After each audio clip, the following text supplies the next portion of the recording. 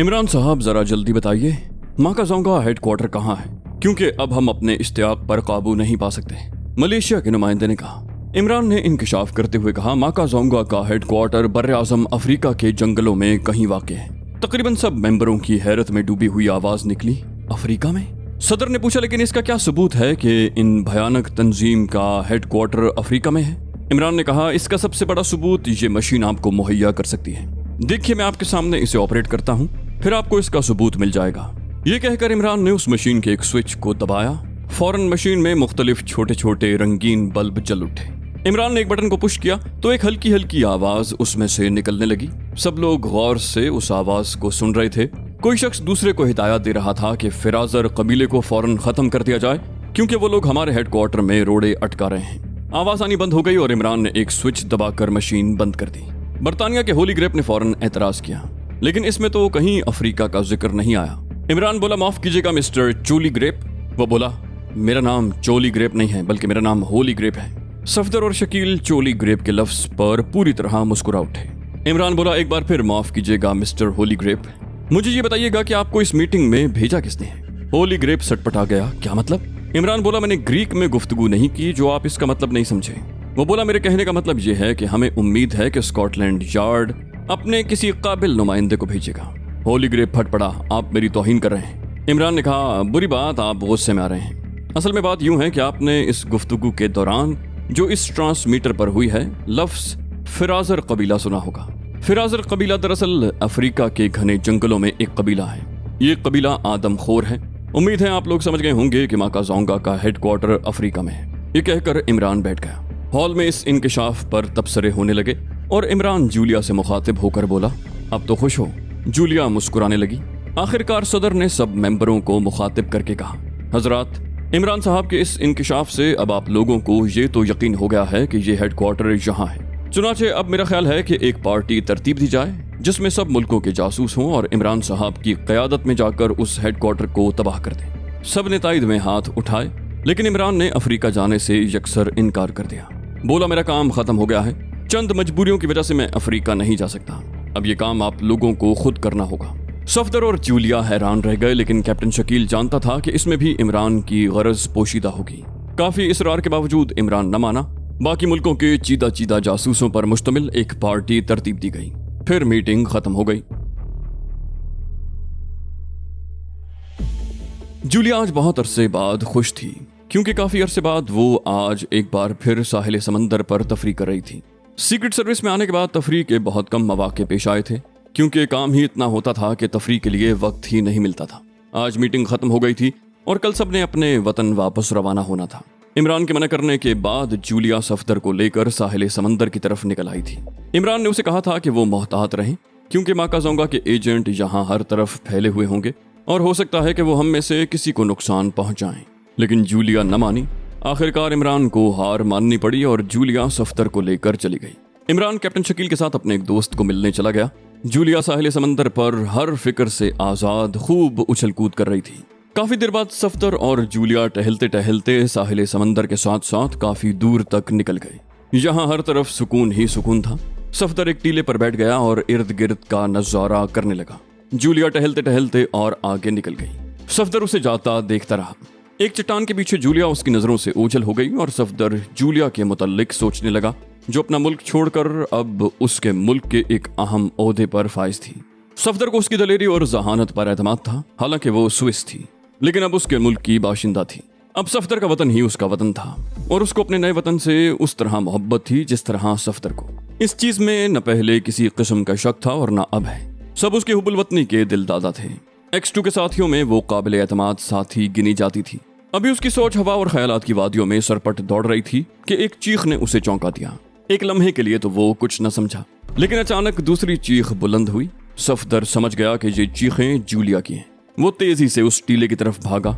फासला काफी था, लेकिन सफदर ने इंतहाई तेजी से उसे उबूर कर लिया। टीले पर चढ़ते ही उसने देखा कि एक अरबी लिबास पहने एक शख्स ने, जो शक्ल से ही बद्दू नजर आ रहा था, जूलिया को पीछे से पकड़ रखा था और वो अपने कशां साहिल के पास खड़ी एक लॉन्च की तरफ घसीट रहा था। जूलिया भरपूर जद्दोजहद कर रही थी, लेकिन वो बद्दू इंतहाई ताकतवर था। सफदर के करीब पहुंचते पहुंचते वो जूलिया को लॉन्च में डालने में कामयाब हो गया। सफदर ने रिवॉल्वर निकालकर फायर किया, लेकिन शायद घबराहट और बौखलाहट में निशाना खता हो गया और लॉन्च तेजी से समंदर में दौड़ पड़ी। सफदर अंधाधुंध गोलियां चला रहा था, लेकिन जल्द ही लॉन्च पिस्तौल की रेंज से बाहर निकल गई। अब सफदर पागलों की तरह इधर उधर देख रहा था, लेकिन आसपास और कोई लॉन्च न थी। कुछ देर बाद लॉन्च नजरों से गायब हो गई और सफदर हाथ मलता रह गया। उसे अपनी बेबसी पर शदीद गुस्सा आ रहा था, लेकिन उसके वहम गुमान में भी न था कि माकाज़ोंगा के एजेंट इतनी दलेरी से जूलिया को ले उड़ेंगे। अब सफदर को सिवाय इमरान को रिपोर्ट देने के और कोई चारा न था। सफदर ने जैसे ही जूलिया के अगवा की खबर सुनाई, इमरान बौखला गया। वो कैप्टन शकील और सफदर को लिए सीधा साहिल समंदर पर पहुंचा। वहां इधर उधर काफी तहकीकात की गई, लेकिन उस पुरस्कार बद्दू और लॉन्च का कोई पता न चल सका। इमरान ने मकामी CID और पुलिस को इत्तला दी और तमाम न्यूयॉर्क की पुलिस में इस अगवा की खबर से तहलका मच गया, क्योंकि मंदूबीन की हिफाजत उनके वक़ार का सवाल था। तमाम न्यूयॉर्क की नाकाबंदी कर ली गई। रेडियो से तमाम शहरियों को भी मुत्तला कर दिया गया। जूलिया का हुलिया भी नशर किया गया कि अगर किसी भी शहरी को उसका पता हो तो फौरन पुलिस को इत्तला दे। लेकिन इतनी भरपूर तगोदौ के बावजूद भी जूलिया का कोई पता न चल सका। रात को जब इमरान, सफदर और कैप्टन शकील मायूस और दिल गिरफ्ता वापस होटल पहुंचे तो काउंटर क्लर्क ने उन्हें लिफाफा दिया। ये आपके नाम है, काउंटर क्लर्क ने इमरान को कहा। इमरान ने लिफाफा लेकर हैरत से उसे देखा। वो लिफाफा दस्ती भेजा हुआ मालूम होता था। इमरान ने पूछा, ये कौन दे गया है? क्लर्क बोला, दोपहर को एक नौजवान दे गया था। बोला, मिस्टर इमरान जब आएंगे उन्हें पहुंचा दिया जाए। इमरान ने कमरे में जाकर लिफाफा खोला और उसमें मौजूद रुक्का पढ़ा। लिखा था, मसखरे इमरान, तुम्हारी साथी जूलिया हमारे हेडक्वार्टर पहुंच गई है। हमने उसे बतौर यरगमाल बना रखा है ताकि तुम और तुम्हारे साथी हमारे खिलाफ कोई काम न करें, वरना मिस जूलिया को कत्ल करके उसकी लाश तुम्हारे पास भेज दी जाएगी। ये कार्रवाई सिर्फ हिफ्ज़ मा तकद्दुम के तौर पर की गई है, वरना माकाज़ोंगा का तुम जैसे मच्छर कुछ भी नहीं बिगाड़ सकते। माकाज़ोंगा अजीम कुव्वत है। इमरान ने खत पढ़कर एक तवील सांस ली और फिर खत सफदर की तरफ बढ़ा दिया। शाम की फ्लाइट से वो तीनों वापस वतन जा रहे थे। सर रहमान ने बरकी घंटी का बटन जोर से दबाया। बाहर बरामदे में घंटी की आवाज सुनाई दी और फौरन एक बावर्दी चपड़ासी हाजिर हुआ। सुपरिटेंडेंट फयाज को सलाम बोलो। थोड़ी देर के बाद सुपरिटेंडेंट फयाज कैप ठीक करता हुआ रहमान साहब के दफ्तर में पहुंच गया और जाकर सलाम किया। बैठो, रहमान साहब ने कुर्सी की तरफ इशारा करते हुए कहा। फयाज चुपके से साथ वाली कुर्सी पर बैठ गया। पूछा, इमरान आजकल क्या कर रहा है? फयाज ने आहिस्ता से कहा, मालूम नहीं जनाब। सर रहमान ने गौर से फयाज को देखते हुए कहा, तुम्हें उसकी रिहाइश गाह का पता है? फयाज का मुंह हैरत से खुले का खुला रह गया। जी? वो अच्छी तरह जानता था कि सर रहमान को फयाज और इमरान के ताल्लुकात का बखूबी इल्म है। फिर रहमान साहब फयाज से इमरान की रिहाइश गाह के मुतल्लिक पूछ रहे थे। सर रहमान फयाज की हैरत को भांप गए। फौरन कहने लगे, मेरा मतलब यह है कि आजकल मिस्टर इमरान की रिहाइश गाह कहाँ है? फयाज बोला, वहीं अपने फ्लैट में जनाब। सर रहमान ने कहा, अच्छा तो देखो, मैं स्पेशल वारंट जारी कर रहा हूँ। तुम हर हालत में इमरान को गिरफ्तार करके मेरे पास ले आओ। फयाज को हैरत का एक और शदीद धचका लगा। इमरान को? सर रहमान को गुस्सा आ गया। बोले, हाँ इमरान को, और क्या तुम्हारे बाप को? फयाज हैरत से होंठ काटता रह गया, क्योंकि सर रहमान ने आज पहली बार एक गैर हाजिर बात मुंह से निकाली थी। आज तक उनके मुंह से फयाज ने इस किस्म का कोई कलमा नहीं सुना था। सर रहमान ने वारंट देते हुए कहा, ये लो वारंट गिरफ्तारी, और मुझे गिरफ्तारी के मुताल्लिक फौरन रिपोर्ट करो। उसकी गिरफ्तारी हर हालत में जरूरी है। फयाज वारंट लेकर हैरानो परेशान कमरे से बाहर निकला। चंद लम्हे तो वो हैरानी के आलम में बरामदे में खड़ा वारंट को देखता रहा। फिर हैरत पर जोश आ गया। आज किस्मत ने उसे एक सुनहरी मौका दिया था। उसकी मुद्दत से ये ख्वाहिश थी कि वो इमरान को किस तरह नीचा दिखाए। ये लम्हा उसे इस कागज के पुर्जे ने बख्श दिया था। वो फौरन अपने कमरे में आया। उसने वारंट को अच्छी तरह पढ़ा। वारंट पर सेक्रेटरी वजारत दिफा के दस्तखत थे। अब इमरान किसी तरह भी नहीं बच सकता था। उसने इमरान को फ्लैट पर टेलीफोन किया।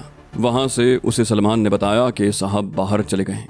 उसने सोचा कि आजकल Imran tip top night club में ज्यादा देखा जाता है। चुनाचे उसने चंद सिपाहियों को साथ लिया और टिप टॉप नाइट क्लब रवाना हो गया। नाइट क्लब के वसीओ अरीज हॉल में इमरान कैप्टन शकील और सफदर के साथ एक मेज पर बैठा कह लगा रहा था। उसकी अहमकाना हरकतें तमाम हॉल को हंसने पर मजबूर कर रही थी। उस वक्त वो हॉल में बैठे हुए तमाम लोगों की तवज्जो का मरकज बना हुआ था। कैप्टन शकील और सफदर के चेहरे नदामत से सुर्ख पड़ जाते थे। अचानक फयाज 4 सिपाहियों के साथ हॉल में दाखिल हुआ। उसने एक लम्हे के लिए चारों तरफ देखा। उसे कोने में इमरान मेज पर अपने दोनों साथियों समेत नजर आया। इमरान को देखकर फयाज की आंखों में चमक आ गई और फिर वो तेजी से इमरान की तरफ बढ़ा। इमरान ने जैसे ही फयाज को 4 सिपाहियों समेत हॉल में दाखिल होते देखा, वो खटक गया। कि आज ज़रूर कोई ख़ास बात है। और जब वो इमरान की तरफ बढ़ने लगा तो इमरान बुलंद आवाज में जलतू जलालतू का विर्द करने लगा। सब लोग बेतहाशा हंसने लगे, लेकिन फैयाज के चेहरे पर करख्तगी के आसार उभर आए। वो इमरान के पास आकर खड़ा हो गया। इमरान बाकायदा ताज़ीम के लिए खड़ा हो गया, जैसे क्लास में उस्ताद के आने पर बच्चे ताज़ीम के लिए खड़े हो जाते हैं। बोला, कहो सुपर, मिजाज तो अच्छे हैं। फैयाज ने जेब में हाथ डालते हुए कहा, इमरान तुमने आज तक मेरा मजाक उड़ाया है, लेकिन मैं आज तुमसे सब बदले चुका लूंगा। इमरान ने फैयाज को आंख मारते हुए कहा, क्या मतलब? आज तो बहुत नाराज नजर आते हो। वो बोला, इमरान तुम्हें गिरफ्तार करने आया हूँ, ये वारंट है। इमरान बोला, क्यों मजाक करते हो यार, मैंने तुम्हारा क्या बिगाड़ा है मेरे दोस्त? लेकिन फैयाज ने सुनी अनसुनी करते हुए साथ आए हुए सिपाही से मुखातिब होकर कहा कि इसे गिरफ्तार कर लो। सिपाही इमरान की तरफ बढ़ा। अब इमरान के चेहरे पर संजीदगी छाने लगी। उसने गौर से फैयाज की तरफ देखा और कहा, अच्छा तो तुम मुझे गिरफ्तार करने आए हो? तुम्हें किसी ने मेरी गिरफ्तारी का ऑर्डर दिया है? इमरान ने सिपाही को हाथ से रोका। फैयाज ने संजीदगी से कहा, सर रहमान ने। इमरान बोला, वालिद साहब ने? आखिर क्यों? फैयाज बोला, मैं कुछ नहीं जानता, मैं तो तुम्हें हर हालत में गिरफ्तार करूंगा। तुमने आज तक मुझे बहुत सताया है, आज मेरी बारी है। दफतन इमरान ने लजाजत आमेज लहजे में कहा, यार सुपर, कुछ पुरानी दोस्ती का ही लिहाज करो, मुझे माफ कर दो। उनकी इस बातचीत की भिनक हॉल में बैठे हुए लोगों के कानों में भी पड़ी। वो सब हैरान थे। फैयाज ने अकड़ते हुए कहा, देखो इमरान, मेरा वक्त जाया न करो, मैं तुम्हें किसी हालत में भी नहीं छोड़ सकता। सफदर और शकील चुपचाप बैठे सूरत हाल का अंदाजा कर रहे थे। फैयाज ने सिपाही की तरफ देखा, कहा, तुम इसे हथकड़ी क्यों नहीं लगाते? सिपाही आगे बढ़ा। इमरान बोला, रुक जाओ फैयाज, मैं तुम्हें आखिरी बार कह रहा हूँ, तुम चले जाओ, वरना बाद में जो कुछ होगा उसकी जिम्मेदारी भी तुम पर होगी। फैयाज बोला, मैं हर जिम्मेदारी उठाने को तैयार हूँ, मगर मैं तुम्हें आज जरूर गिरफ्तार करूंगा।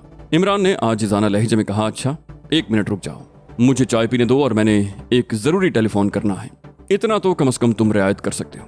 फैयाज ने कुर्सी पर बैठते हुए कहा, अच्छा तुम्हारी खातिर मैं चंद मिनट और भी रुक सकता हूँ, लेकिन देखो अगर तुमने मेरी जात के साथ किसी किस्म का धोखा किया तो मैं बहुत बुरी तरह पेश आऊंगा। वो बड़े फाखिराना अंदाज से हॉल पर नजरें दौड़ा रहा था।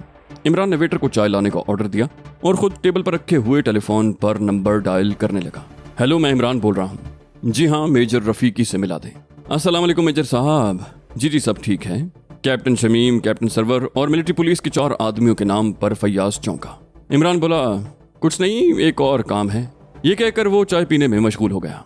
अब उसके चेहरे पर गहरी संजीदगी थी। उसने फैयाज के हाथ से वारंट लेकर देखा। उस पर सेक्रेटरी वजारत दिफा सर सुल्तान के दस्तखत थे। उसने एक जोर की और फिर वो इत्मीनान से बैठ गया। चंद मिनट के बाद हॉल में कैप्टन और 4 मिलिट्री पुलिस के आदमी दाखिल हुए। तमाम हॉल उन्हें देखकर चौंक गया, लेकिन वो सीधे इमरान के पास आते ही गए और फिर इमरान के पास आते ही उन सबकी एड़ियां बच गईं और सैल्यूट करने के बाद वो अटेंशन पोजीशन में खड़े हो गए। इमरान बोला, देखो कैप्टन शमीम, जरा फैयाज साहब को बताओ कि मैं कौन हूँ।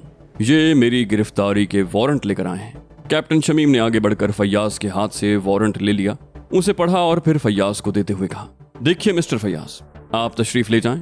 आप सदर मुमलिकत के जारी करदा वारंट पर भी मिस्टर इमरान को गिरफ्तार नहीं कर सकते।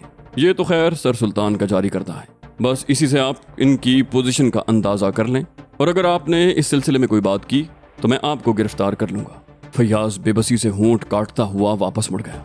कैप्टन शमीम ने इमरान की तरफ देखते हुए कहा, और कोई हुक्म जनाब? इमरान ने बेनियाजी से कहा, कुछ नहीं, बस जाओ। और कैप्टन शमीम और उसके साथी इमरान को सलूट करने के बाद वापस मुड़ गए। हॉल में बैठे हुए लोग इंतहाई हैरान थे और वो सरगोशियों में इमरान की पोजीशन का अंदाजा लगा रहे थे। इमरान ने बिल अदा किया और फिर सफदर और शकील समेत हॉल से बाहर निकल गए।